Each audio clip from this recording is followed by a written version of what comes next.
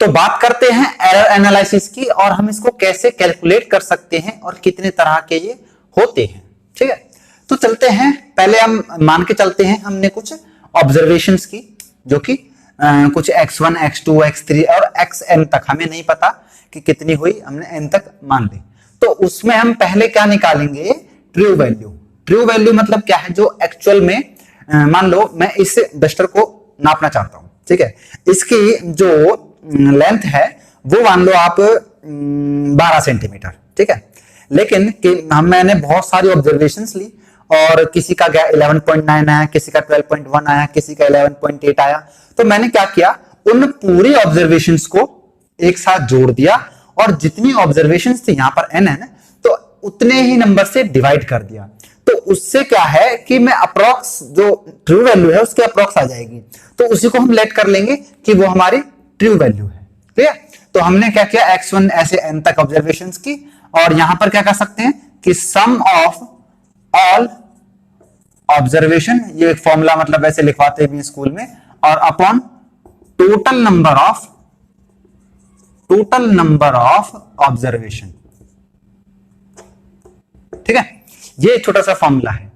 तो इसमें कुछ बहुत बड़ी बात तो नहीं है, एक एग्जांपल से बता देता हूं। जैसे मान लो कि x1 मैंने कुछ 1.01 की, x2 कुछ मैंने 2.09 की, x3 मैंने 1.56 की। ठीक है, ये मैंने 3 ऑब्जर्वेशंस की। तो मेरे को अगर ट्रू वैल्यू निकालनी है, टीवी बोल दूं ट्रू वैल्यू को, तो ट्रू वैल्यू निकालनी है तो मैं क्या करूंगा, 1.01 प्लस 2.09 प्लस 1.56 अपॉन 3। अब इसे सॉल्व करके जो भी आएगा वो हमारी क्या होगी, ट्रू वैल्यू। ठीक है, अब बात करते हैं कि true value is the mean और average of all the observation. ध्यान से देखोगे तो हम बचपन में वो एवरेज निकालते थे ना, भाई 15 की स्पीड से गया है और 20 की से वो आया है, तो 2 बार मतलब ऐसा हुआ, एक बार गया और एक बार आया, तो 15 और 20 कितना होगा, 35। तो हम एवरेज निकालते थे ऐसे, है ना, कि ये कितना आ जाएगा 7.5, मतलब ऐसे निकालते थे हम, ये एवरेज है। तो वही चीज है कि वो मीन और एवरेज वैल्यू, मीडियन मोड अपन सबने निकाला 10th में। तो the true value is the mean होगा, मतलब एवरेज, दोनों एक ही बात है, ऑफ ऑल ऑब्जर्वेशंस। इस तरह से हम किसी भी एरर में मतलब ट्रू वैल्यू को निकाल सकते हैं with the help of only observation and number of observations. Clear?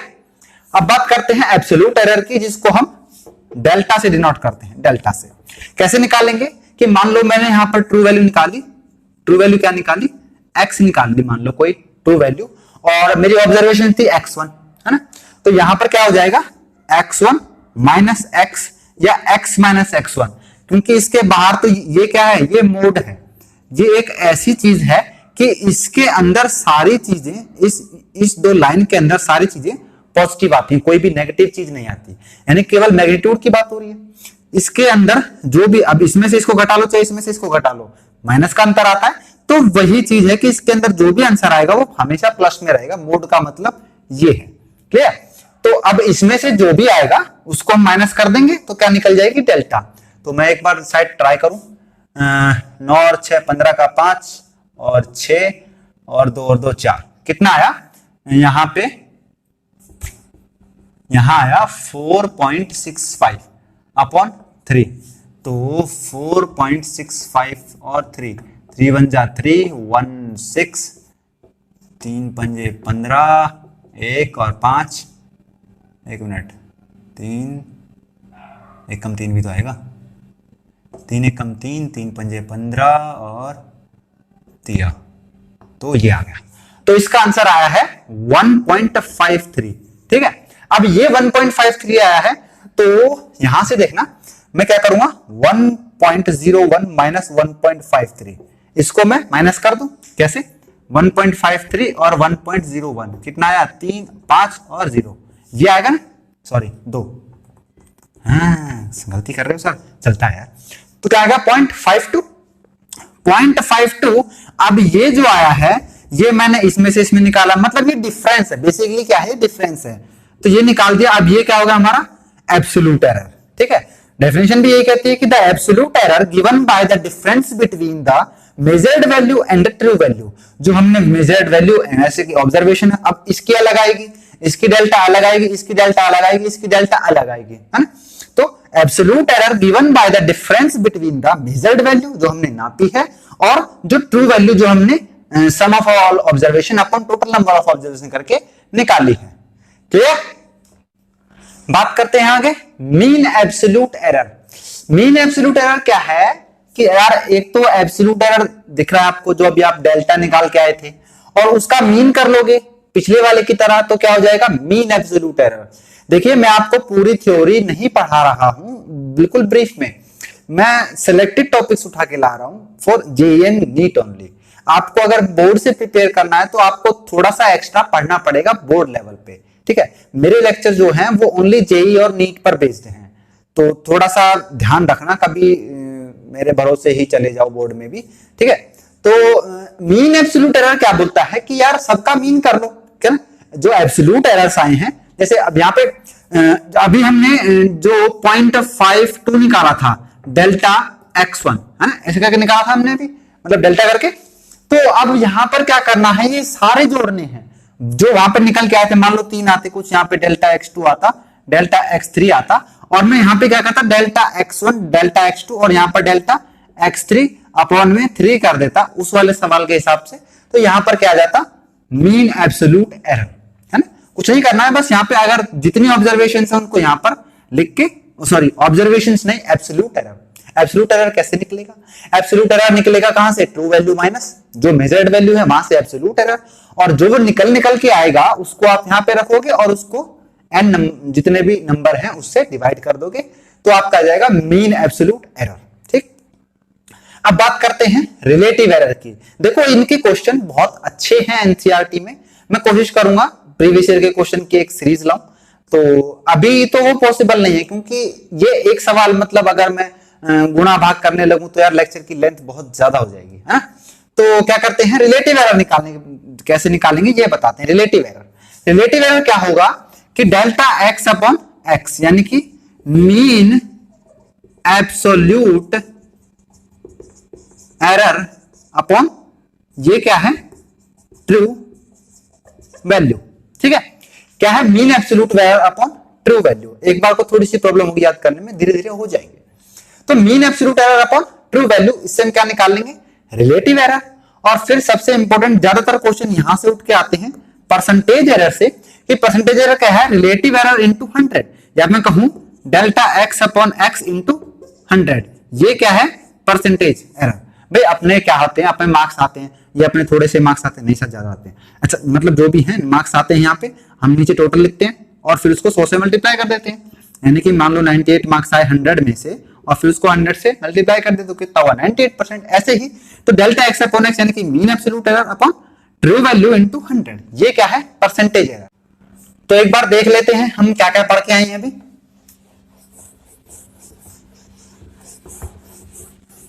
हमने पढ़ा आज ट्रू वैल्यू कैसे निकालना है। ट्रू वैल्यू क्या, x1 plus x2 xn upon n, ये पढ़ा। फिर क्या पढ़ा हमने, एब्सोल्यूट एरर। एब्सोल्यूट एरर में क्या देखा कि x, यहां पर मान लो कुछ x निकल के आता है ट्रू वैल्यू, यानी कि इसको डिनोट करते हैं, तो x1 माइनस x, ये किसमें है, मोड में। मोड के अंदर सारी वैल्यू पॉजिटिव होती है, तो यहां पर क्या निकल के आया, कुछ डेल्टा निकल के आया। फिर आया mean absolute error, mean absolute error. ठीक है, मीन एब्सोल्यूट एरर में क्या था कि जितनी भी डेल्टा वाली, जैसे delta x1 plus delta x2 plus delta x3, है ना, और फिर अपॉन में 3, या फिर ये कहूं n तक और ये अपॉन n, ये निकल के आया था। यहां से कुछ अपने को डेल्टा x मिला था। फिर हमने पढ़ा, फिर हमने जाना रिलेटिव एरर के बारे में। रिलेटिव एरर ये क्या है, डेल्टा एक्स अपॉन एक्स, ऐसे आपको लिख के देखना है एक बार, ठीक है। और फिर आती है बात परसेंटेज एरर की, जो कि delta x upon x into 100 है। साथ साथ बोलोगे तो और भी बेटर रहेगा। तो स्टार्ट करते हैं error in case of addition. Addition में क्या होगा, मान लिया हमने ऐसी कोई ए की कोई नाम की कोई ट्रू वैल्यू है और उसमें प्लस माइनस डेल्टा ए का एरर है, ये ए कंपोनेंट, और दूसरा ऐसा B plus minus delta A B, ये क्या है एरर, और ये क्या है जो उनकी अप्रॉक्स वैल्यू है। मैं बात करूंगा प्रिसाइजन और एक्यूरेसी पे, लेकिन इस टॉपिक के बाद। फिर ये दूसरी इक्वेशन है। तो अगर हमें इस तरह का कुछ मिलता है तो उसका आंसर क्या आना चाहिए, एडिशन में। एडिशन में मतलब जो हमें ऐड करना है, प्लस करना है ना, तो उसमें आंसर आएगा A plus B plus minus delta A plus B, है। अगर इसको एक एग्जांपल से समझूं तो 2.123 प्लस माइनस 0.01, ये हो गई हमारे ए की वैल्यू, और इधर में देखो तो 1.021 प्लस माइनस 0.03। ठीक है, अब हम मेरे को इनको ऐड करना है, तो कैसे करूंगा, पहले ए प्लस बी सिंपल, 3 और 1 4, 2 और 2 4, 1 और 2 और 1 3, ये आ गया इसका। अब यहां पर भी क्या करना है, प्लस माइनस, ये भी किस में करना है, ऐड में, तो ऐड में क्या होगा, 3 और 1 4, 0.0, ये आंसर आ जाएगा हमारा। अगर कोई भी एरर एडिशन में होगा तो सिंपली ऐड करना है, कोई दिक्कत नहीं है। फिर बात आती है error in case of subtraction. Subtraction में अगेन वही, ये पहला कंपोनेंट होगा, ये दूसरा कंपोनेंट होगा, हमें उसको सब्सट्रैक्ट करना है, घटाना है। तो क्या आंसर आएगा, ए माइनस बी, कोई दिक्कत नहीं भाई, ये तो यहां पे घटा रहे हैं तो ये माइनस का साइन यहां पर आएगा। और यहां पर जो एरर्स हैं, ये delta A plus delta B. आप सोच रहे होंगे मैंने यहां पर कोई गलती कर दी है कि माइनस में तो यहां पर माइनस आना चाहिए, जैसे यहां पर प्लस में प्लस आया था।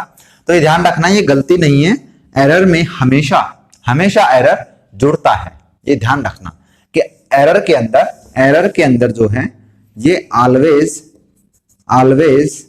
एडेड, हमेशा ये जोड़े जाते हैं। ठीक है, ये रूल है, बेसिक रूल है भाई। जो भी मान लो तुमने थोड़ी सी गलती करी, थोड़ी सी गलती किसी और ने की, अब तुम उसमें सब्सट्रैक्ट करोगे तो दोनों गलती मिलकर थोड़ी सी ज्यादा गलती कहलाई जाएगी ना। वो वही चीज समझने की कोशिश करें कि यहां पर एरर में ये चीज जुड़ती है। एग्जांपल समझाता हूं, समझ लो यहां पर है 3.013 प्लस 0.09, ठीक, और घटाना है मुझे 1.019 को प्लस माइनस 0.01, ठीक।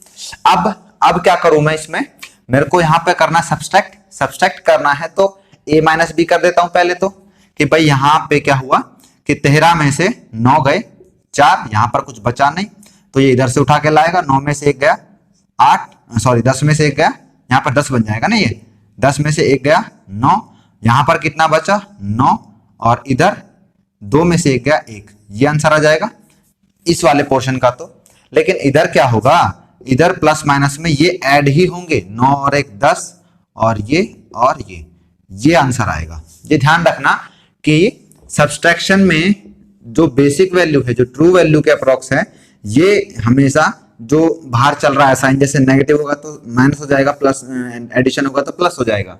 लेकिन जो एरर्स हैं, एरर्स हमेशा प्लस होंगे, किसी भी केस में हमेशा एरर को ऐड किया जाएगा। ये एक छोटी सी बात नोट डाल के लिख लेना, काफी इंपॉर्टेंट है। तो अब बात करते हैं error in case of multiplication. Multiplication में क्या है, मान लो ये एक कंपोनेंट है ए प्लस माइनस डेल्टा ए, ये सेकंड कंपोनेंट है बी का, और ये थर्ड कंपोनेंट है सी का, और हमें निकालना है ये जो प्रोडक्ट है, मैंने पी से लेट कर लिया है पी प्लस डेल्टा पी।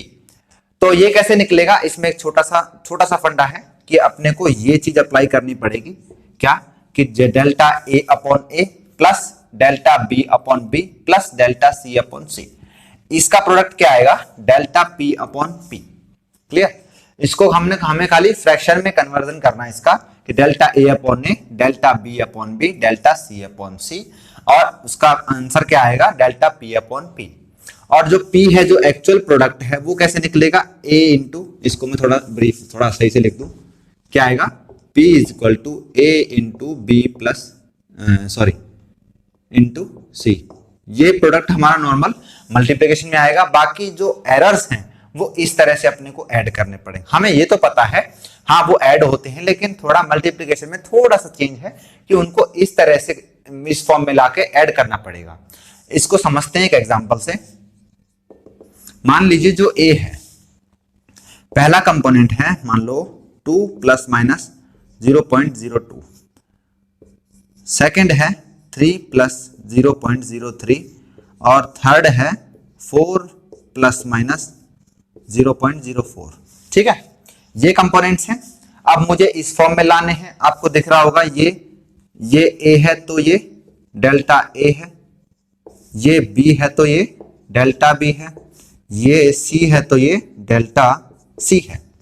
अब क्या करूं मैं, इस फॉर्म में ले आऊं कि डेल्टा ए अपॉन ए यानी कि 0.02 अपॉन 2, फिर डेल्टा बी अपॉन बी यानी कि 0.03 अपॉन 3, फिर क्या करूं 0.04 अपॉन 4, भाई डेल्टा सी अपॉन सी भी करना है, 0.04 अपॉन 4 बराबर में क्या आएगा डेल्टा पी अपॉन पी। अब डेल्टा पी हमें निकालना है, पी तो हमें पता है कितना होता है a इंटू बी इंटू सी, यानी कि a इंटू बी इंटू सी यानी कि 2 इंटू 3 इंटू 4 ये होगा। तो 3 दूनी 6, 6 चौक 24, तो ये तो आ गया हमारा 24 है ना भाई। यहां पर रखोगे ना 2 गुणा 3 गुणा 4, तो 3 दूनी 6 चौके 24, सिंपल। अब यहां पे देखें तो ये कटेगा, क्या आएगा 0.01, इधर आएगा 0.01 अगेन और यहां पर आएगा 0.01 और ये आएगा डेल्टा पी अपॉन 24, ये आ जाएगा।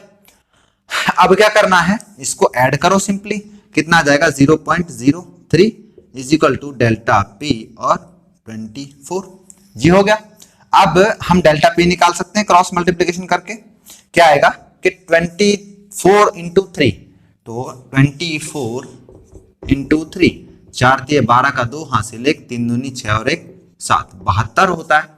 तो क्या करूं, देखना ध्यान से देखना कि यहां पर 2 के बाद पॉइंट है, यानी कि यहां पर 2 के बाद पॉइंट आएगा, यानी कि आंसर क्या हो जाएगा यहाँ पे डेल्टा पी आ जाएगा 0.72।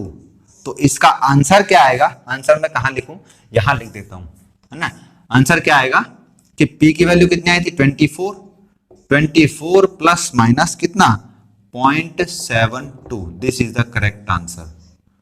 आई होप तुम्हें समझ में आया होगा। एक बार फिर से बता दूं, ये पहला कंपोनेंट है, ये दूसरा, ये तीसरा, इनको हमें मल्टीप्लिकेशन करना है। प्रोडक्ट किस फॉर्म में आएगा, p प्लस डेल्टा पी, मैंने प्रोडक्ट से p ले लिया है।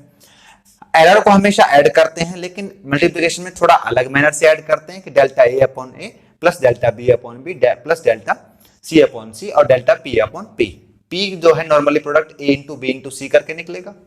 फिर हमने कुछ इस तरह से एग्जांपल समझा कि इनको ऐड किया, फिर डेल्टा p की वैल्यू निकाली और फिर हमने इसको इस इक्वेशन में पुट कर दिया। तो दैट इज द आंसर। बात करते हैं error in case of division. Error in case of division में क्या होगा कि ये एक कंपोनेंट है, ये दूसरा कंपोनेंट है, हमें इसको डिवाइड करना है और सपोज ये आंसर आने वाला है बाद में q plus minus delta q। अब क्या करना है कि अपने को ये बात फिर से मैं वही बात बता रहा हूं कि जैसे हमने मल्टीप्लिकेशन में किया था, एडिशन ऑफ एरर फ्रैक्शन में ऐसे ही होगा। ये पहला कंपोनेंट डेल्टा ए अपॉन ए, ये दूसरा कंपोनेंट और ये प्रोडक्ट का कंपोनेंट।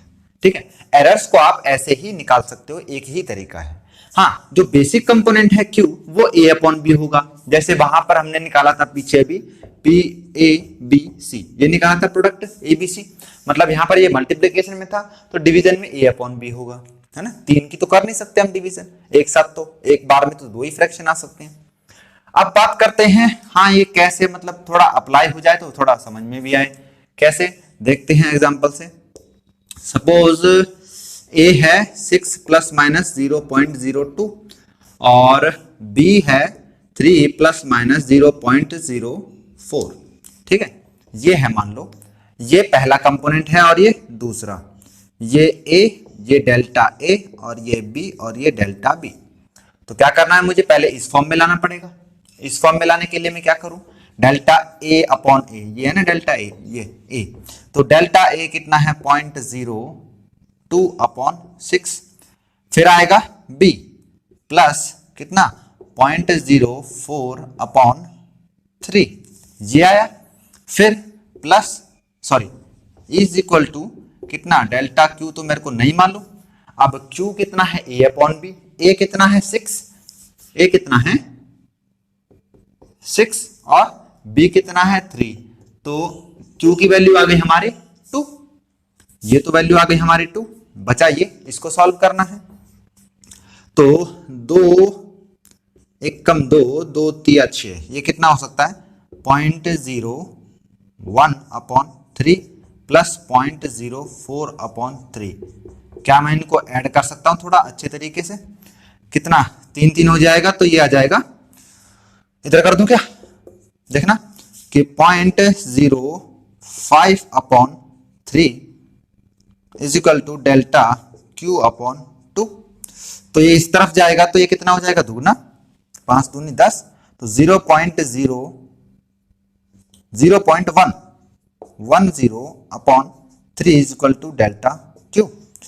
अब सब जानते हैं यार क्या करना है, 3 तिया 9 और 1 10 अगेन 3 तिया 0.33 कम समथिंग आएगा, है ना, कितना आएगा 0.33।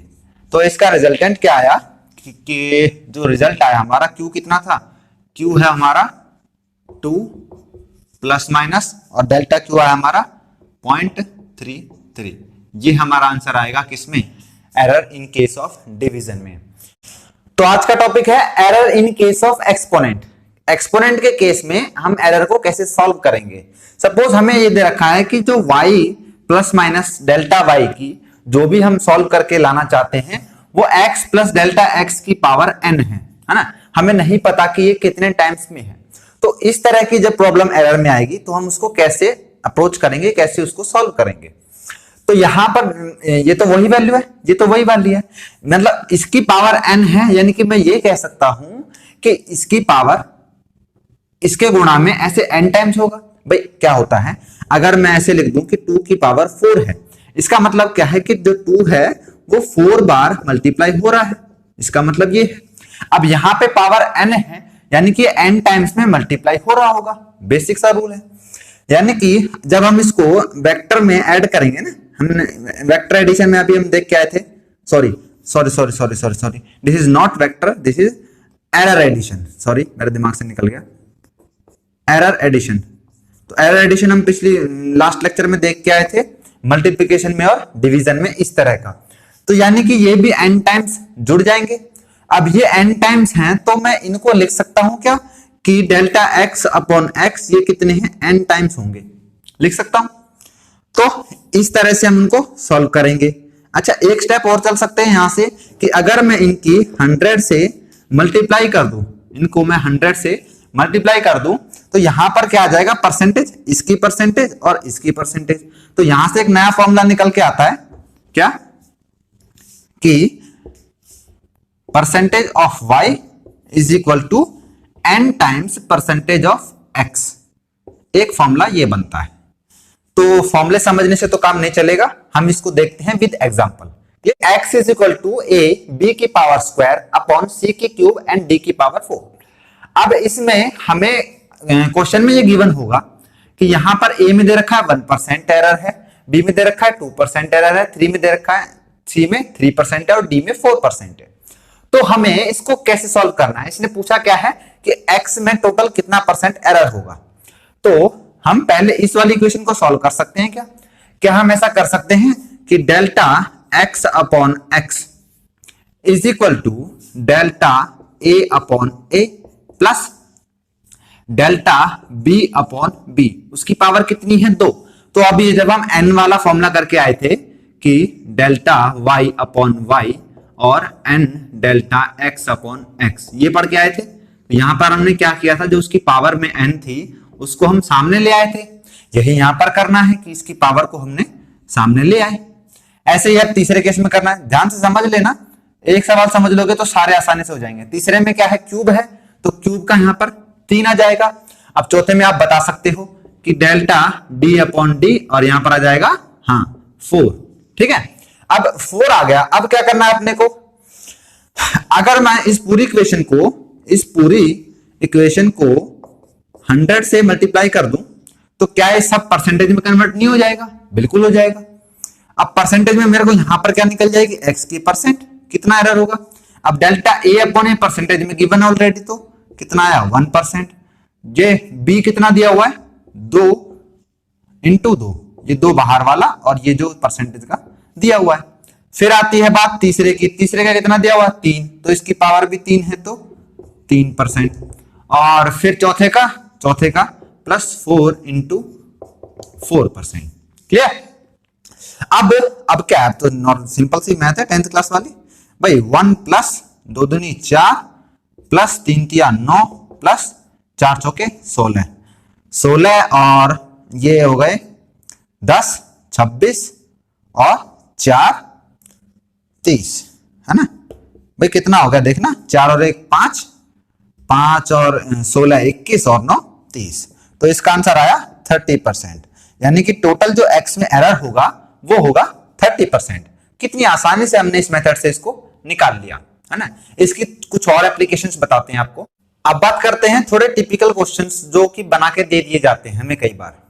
सपोज ये एक स्फीयर है और इसकी रेडियस r है ना? तो हमें ऐसे पूछ सकते हैं कि अगर इनकी रेडियस में मान लो कुछ x% एरर है तो उनकी वॉल्यूम में कितना एरर होगा, या हम पूछ लेते हैं कि उनके एरिया में कितना एरर होगा। तो वो जानने की कोशिश करते हैं। वॉल्यूम का फॉर्मूला होता है स्फीयर का, आप जानते होंगे 4/3 पाई r क्यूब। ये किसका फॉर्मूला है? वॉल्यूम का। तो अपने को किस तरह से सॉल्व करना है? हमें यहां पर ये पता है कि वॉल्यूम डायरेक्टली प्रोपोर्शनल है किसके? r क्यूब के। भाई ये तो सारे इंटीजर्स हैं, है ना? एरर तो इनमें तो नहीं आ सकता, ये तो फिक्स वैल्यू है भाई। 4/3 ये तो फिक्स रहेगा और पाई की वैल्यू 3.14 या फिर 22/7 ये तो फिक्स रहेगा, है ना? तो एरर किसमें आ सकता? इसमें है, केवल इसी में है। तो जो एरर में चेंज आएगा वो डायरेक्टली इसी के कारण आएगा ना, रेडियस के। अब ये भी पढ़कर आए हैं कि वहां पर ये अप्लाई कर सकते हैं, इसको बाहर ले आए कि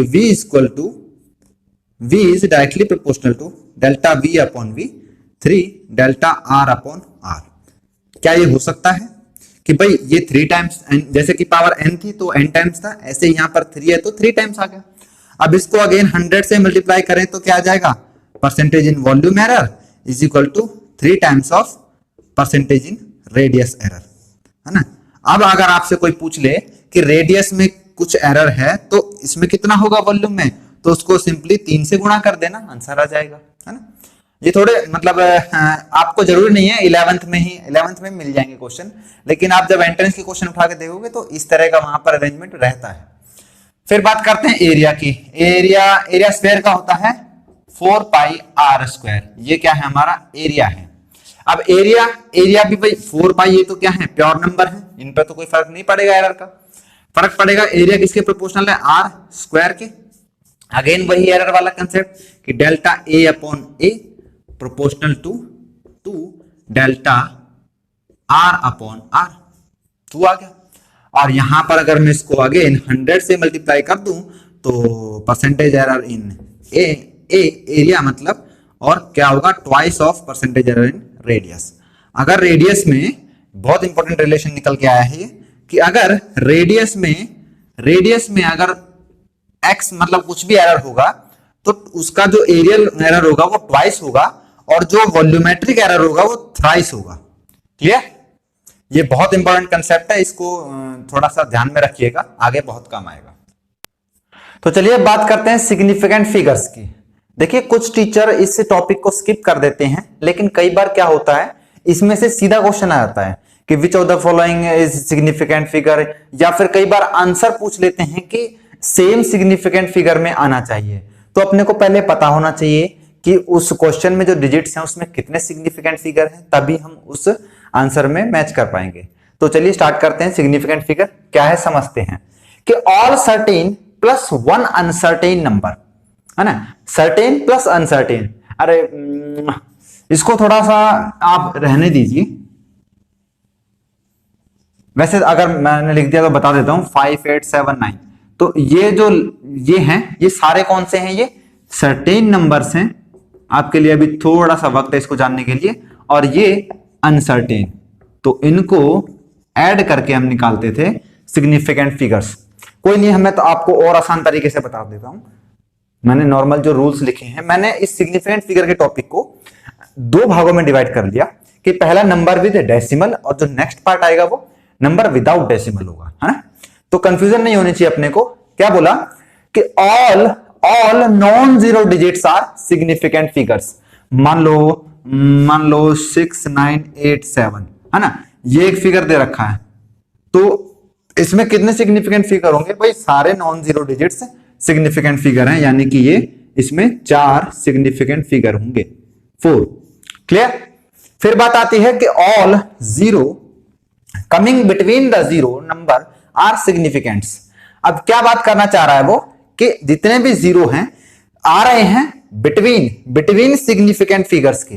बिटवीन सिग्निफिकेंट फिगर्स का मतलब जैसे 5.0012, है ना, इस तरह से आ जाए कि 5.0012। अब इसमें क्या करेंगे अपन? दो जीरो हैं दो डिजिट्स के बीच में, यही तो बोला है कि नॉन जीरो डिजिट्स के बीच में जो भी नंबर आएगा वो सिग्निफिकेंट काउंट करेंगे, और इसमें 1 2 3 4 5 सिग्निफिकेंट फिगर होंगे इसके अंदर, कोई दिक्कत नहीं।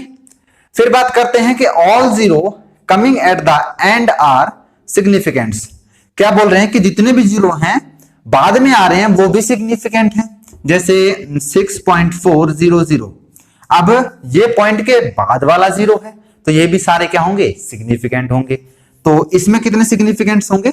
4 सिग्निफिकेंट फिगर्स हैं, कोई दिक्कत नहीं। अभी लास्ट वाला थोड़ा सा समझने की जरूरत है कि all zero coming in the beginning is significant. अब इसका मैं एग्जांपल देता हूं आपको, 0.0030500, ठीक है। अब क्या बोल रहा है कि all zero coming beginning are insignificant. अब जो इस नंबर के पहले आ रही हैं ये आप सिग्निफिकेंट फिगर में काउंट नहीं कर सकते। अगर आप पूछोगे कि इसमें कितने सिग्निफिकेंट फिगर हैं, तो भैया केवल 5 सिग्निफिकेंट फिगर्स हैं इसमें, केवल 5। कौन से? ये क्यों है? क्योंकि ये नॉन जीरो के बीच में है, और ये वाली जीरो पॉइंट के बाद है, पॉइंट के बाद, डिजिट के बाद है ना। इनको हम सिग्निफिकेंट फिगर कंसीडर नहीं करेंगे। All the zero coming in the beginning are insignificants, इनको हम सिग्निफिकेंट कंसीडर नहीं करेंगे। चलिए अब देखते हैं कि सिग्निफिकेंट विदाउट डेसिमल कैसे हम पता लगाएं। अब बात करते हैं नंबर विदाउट डेसिमल, जो नंबर्स हैं विदाउट डेसिमल के। ये थोड़ा आसान पड़ेगा आपको उसके मुकाबले कि all non zero digits are significant. मान लो 786, है ना, इसमें क्या है? 3 सिग्निफिकेंट फिगर्स हैं, कोई टेंशन वाली बात ही नहीं है, पहले भी आ चुका है। और बाय द वे आज ईद है, तो आप सभी को ईद की बहुत बहुत शुभकामनाएं, और मुझे भी। तो इसमें कितने हैं? 3 सिग्निफिकेंट फिगर्स हैं, है ना। और इसमें zero coming between the non zero number, यानी कि मैं बात करूं 101 टका, बढ़िया, है ना। तो 101 के अंदर कितने हैं? 3 सिग्निफिकेंट फिगर्स हैं, कोई टेंशन वाली बात ही नहीं है। अब क्या है कि zero coming at the last are insignificant. अगर मैं बात करूं 7200, है ना, तो इसमें 2 सिग्निफिकेंट फिगर्स हैं, ओनली 2। ये वाले इनसिग्निफिकेंट में आएंगे, इसको हम कंसीडर नहीं करेंगे। और अगर मैं बोलूं 0072, किसके लिए? कि zero coming in beginning are insignificant, जो बिगिनिंग में आ रहे हैं वो भी इनसिग्निफिकेंट नहीं है, इसके अंदर भी 2 सिग्निफिकेंट फिगर्स होंगे। क्लियर? तो चलते हैं अपने आज के टॉपिक की तरफ, जो है प्लेन एंगल। प्लेन एंगल वही है जो हम डायमेंशंस में पढ़ के आए हैं, थीटा। इसकी क्या हमने फॉर्मूला पढ़ा था? थीटा होता है आर्क अपॉन रेडियस, ये पढ़ा था हमने। अच्छा, आपको पता होगा कि आर्क क्या है? यहां से लेकर यहां तक, जिसको हम चाप बोलते थे ना बचपन में, कि यहां से एक आर्क लगाओ ऐसे मतलब ऐसे मार्कर लेके ऐसे, है ना, ऐसे एक चाप लगाओ ऐसे, यही तो होती थी आर्क। तो ये भी देखना है ध्यान से, ये आर्क ही तो है, ये आर्क है ना। तो थीटा क्या होता है? Arc upon radius. ये क्या है? रेडियस। तो दोनों ही क्या है? लेंथ है। दोनों क्या है? लेंथ है। तो लेंथ से तो लेंथ कट गई, तो यहां पर डायमेंशन तो बची नहीं, लेकिन इसकी यूनिट है। थीटा को हम किस में नापते हैं? रेडियन में। थीटा को हम नापते हैं रेडियन में, जिसको शॉर्ट में RAD डॉट करके भी लिखा जाता है। क्लियर? अब इसमें डायमेंशन लेस है बट हैज यूनिट, यही बात है कि ये डायमेंशन लेस है लेकिन इसकी यूनिट है। अगर बात करें पूरे सर्कल की तो आर्क आर्क तो ये पूरी कितनी है, सरकमफ्रेंस इसकी यानी कि 2 पाई आर, और अगर मैं वही थीटा निकालू भाई 2 पाई आर अपॉन आर तो ये कितना हो जाएगा 2 पाई रेडियन। अब 2 पाई रेडियन कितना है, ध्यान से देखना कि 360 is equal to 2 pi radian होगा। ये चीज होगी कि भैया कि एक पॉइंट के चारों तरफ कितना एंगल बनता है, ये पूरा कितना होगा, ये पूरा 360 होगा, तो पूरी आर्क के हिसाब से कितना एंगल बनेगा 2 पाई यानी कि 360। अब 360 है तो क्या मैं ये कर सकता हूं कि 1 डिग्री कितना होगा 2 पाई बाय 360, यही होगा। तो 1 डिग्री यहां पर आएगा पाई बाय 180, ये हो सकता है। अब इसी के अकॉर्डिंग हम पाई की वैल्यू में अलग अलग एंगल्स को देखेंगे। तो ये कुछ इंपॉर्टेंट एंगल्स हैं कि किन किन वे में हमको क्वेश्चंस में अप्लाई करने हैं। तो आपको एक चीज और बता दूं कि जो भी हमारा एंगल बनता है, अगर मैं बात करूं इसकी, पहला है 30 डिग्री, तो 30 आपको मालूम हो तो यहां कहीं बनेगा, ये होगा 30 कितना है पाई बाय 6, है ना। तो ध्यान से देखना कि ये कुछ एक्स एक्सिस में भी है, एक्स में भी है और वाई में भी है, यानी कि जो ये एंगल बन रहा है ये 2 डायमेंशन में बन रहा है ना। ऐसे 30 डिग्री हो गया। अब 45 कहीं यहां आएगा, यहां ये वाला एंगल हो गया 45 डिग्री, यानी कि ये कितना हो गया पाई बाय 4 रेडियन। रेडियन नहीं लिखता हूं यहाँ पे, जगह थोड़ी कम है ना, पाई बाय 4 रेडियन। अब बात आती है 60 की, तो थोड़ा और ऊपर चले जाओ, ये हो जाएगा 60, ये कितना हो जाएगा पाई बाय 3 रेडियन। अब बात आती है 90 की, तो 90 कुछ क्या होता है, ऐसे कुछ परपेंडिकुलर होता है, ये वाला एंगल होगा, ये कितना होता है पाई बाय 2। ऐसे याद कर लो पाई कितना होता है 180, बस 2 पाई कर दोगे तो 360, पाई को जितने से डिवाइड करते जाओगे वही एंगल आता जाएगा। फिर बात आती है 120 की, तो 120 कहीं यहां आएगा, ये वाला एंगल, ये कितना है 120, ये कितना हो जाएगा 2 पाई बाय 3, देखा 18 दूनी 36 और 12 3 36, ऐसा होगा ना, 2 इंटू 180 बाय 3 यानी कि 360 बाय 3 और ये 120, ये होगा। फिर बात आती है 150 की, 150 कितना होगा 5 पाई बाय 6 यानी कि कितना 150 डिग्री। इसको भी देख लो कि 5 इंटू 180 अपॉन 6, तो 6 तिया 18 और 5 तिया 15 यानी कि 150।